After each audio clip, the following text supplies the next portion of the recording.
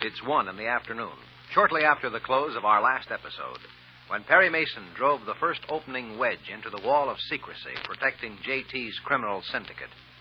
As we and Mr. Paul Drake are about to learn, Perry Mason intends to lose no time in making the lead pay off. As yet, Mr. Drake doesn't know of Mason's progress. As a matter of fact, Mr. Mason is at least 1,000,000 miles away from Mr. Drake's thoughts. Because at this moment, Mr. Drake is in a courtroom where he's just testified on a larceny case. The court is in recess, and during recess, Mr. Drake is speaking to a very pretty young lady. Oh, you say the funniest things, Mr. Drake. You think so, Georgia? I really do. You know, I think so, too. Tell me so I can make it unanimous. Oh, Perry. Perry Mason, this is Georgia Brown. Her name's not really Georgia, but I call her that because she's from Georgia. Oh, Mr. Drake's cute little old buck. What's your name again, sir? He's Perry Mason. Oh, I've heard of you, Mr. Mason. But I swear I didn't know you could be so young and good-looking. You didn't? Why, who'd have thought a famous attorney like you could be young and good-looking? Oh, Della. I didn't see you. Meet Georgia Brown, Miss Della Street. Hello, honey. Mr. Mason, Mr. Drake was just asking me to go to an ice hockey game. I've never been to a hockey game. Why don't you and, what's your name, honey? Why don't you come along? Well, I'd love to, Miss Brown, believe me, but I have to work. Oh, I bet it's something exciting. Something up, Perry? You know it is, honey. My boss man says Mr. Mason's always up to something. And who is your boss man? Mr. Lee. Robert E. Lee. Now, you're kidding with me, Mr. What's your name, honey? No, Mr. Lee, the attorney. You want to see me, Perry? Oh, no, Paul, no. Just passing. Stopped by to say hello. So glad to have met you, Miss Brown. Me too. Goodbye, Paul.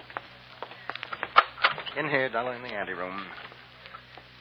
Well, what'll we do? Wait for Paul to escape the clutches of that Virginia creeper? No, he'll be along. I gave him the high sign. You did? Well, shut my mouth, honey. I got me a good mind to give you a great big kiss right smack on that young, good-looking face. You do that. Give you a kiss? No, shut your mouth. Okay, Perry. Shall I see you? He's waiting in the courtroom for me. All right, when do you finish testifying? Another half hour. As soon as we leave, I'll send you a telegram. You can show it to Miss Brown. It'll say that you have urgent business out of the city, so you'll have to break your date. Okay, I can just make an excuse. No, that girl talks like she's got a mouthful of yams, but she's sharp as a tack. And I don't want her, or anybody else for that matter, to get an idea that you're doing something urgent for me. Right. And what'll I do? What'd you learn? Francis Riley talked. You said you'd break him.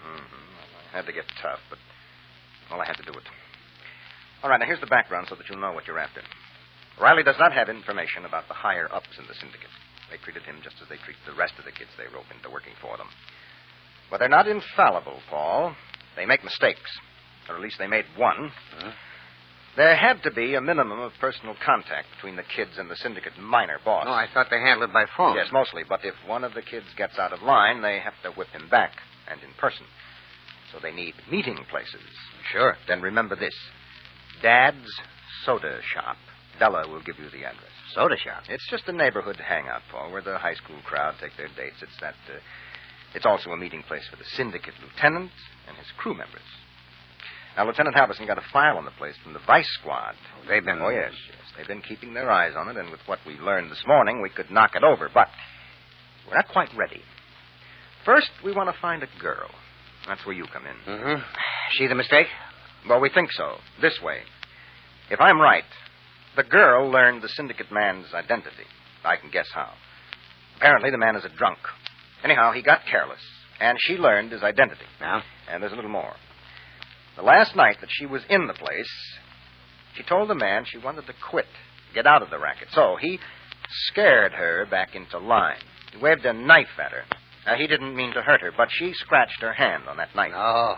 He wasn't trying to hurt her, just scaring her to death. Yeah, well, that is the girl we have to find, Paul. Now, you've got everything we've got, so get the girl. I'll do my best, Perry. Yes, I know you will.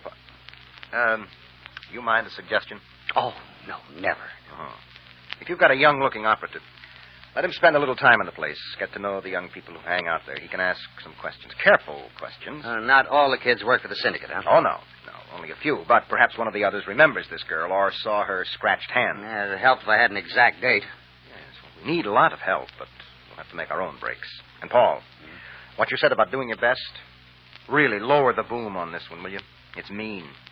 I'm starting to get a picture of the entire setup. Tough? Tough. We've got to bust it before it gets any bigger. Okay? Okay.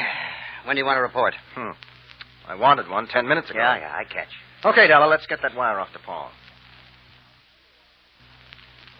At this moment, J.T. has entered the offices of Irene Egan Associates, stockbrokers. But Miss Egan doesn't know J.T.'s real name, because as she comes out of her private office to greet him...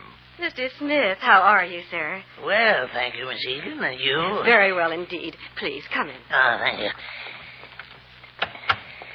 Please, sit down. Thank you. What a pity we have to talk business, huh? I beg your pardon, sir? I regret having to talk business with such an extremely lovely young lady. Thank you very much, Mr. Smith. However, you close out my automobile insurance holdings? Yes, sir, just before the drop. Here's what you netted. That's a tidy sum. Yes, sir, it's all of that. Mr. Smith, naturally, if you prefer not to reveal your system, I'll understand, but frankly, I'm serious. What made you decide automobile insurance company stocks were going to take a drop? Oh, it was a very small drop, and they'll recover in a day or so. Well, yes, sir, but you happened to hit it smack on the nose, as my father used to say. I don't have a real system, just good luck, I suppose. Oh, I feel it's more than just good luck, sir. Well, now, what shall I do with the surplus? The tidy sum you netted on your insurance holdings. I've several things in mind. I've a certified check and the amount ready for you if you care to place it somewhere else. What's the amount? Just over $200,000. Very well. Put it into Fay Chemicals. But Fay Chemicals? Are you serious, Mr. Smith? Quite. But the company's wobbly on its last legs. I really can't advise you to invest in it. Well, very well. If you'll give me the check. Oh, no, sir, please. After all, it's your money. Yes. You'll place it? Of course. Do you have another moment, sir? 2 or 3 moments, if you wish. Well, this is something of a more general and yet more personal nature. Have you thought of consolidating some of your holdings, Mr. Smith? Egan Associates isn't the largest brokerage house, but we're flexible. You'd like to handle more of my business? Yes. As I say, sometimes a small outfit has more flexibility. You can give more personal service, as it were. Well, yes, that's it exactly. It's an interesting suggestion, Miss Egan. I like to deal on a personal basis. We might talk about it. Miss Egan, allow me to make a suggestion. What? I've had some Indian curry flown in. My personal chef is an artist, a genuine artist. So I suggest you let me prove the man's an artist. Have dinner with me this evening. We'll have a leisurely dinner and then later discuss transferring more of my accounts. How's that strike you? Why, it's most kind of you, sir, but I have an engagement. Tomorrow night, perhaps? Well, I'm awfully sorry, Mr. Smith, but I've an engagement tomorrow night, too. I see. We could discuss it now. No, I don't believe so. We'll wait until you have time to discuss it in more personal surroundings. Good day, Miss Egan. No, I might tell you in case you should want to discuss my holdings in other surroundings. I plan to increase my holdings substantially in the immediate future. A new enterprise is bringing in new capital. Think it over, Miss Egan.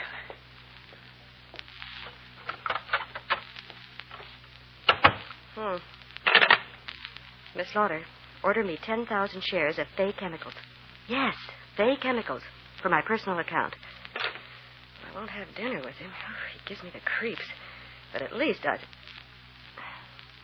Or will I meet him? He's an odd man. A compelling man.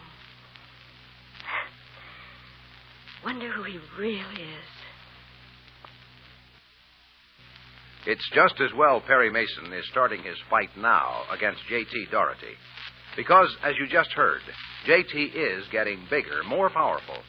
And as he grows in power, he grows more dangerous. By all means, hear tomorrow's important and unexpected development.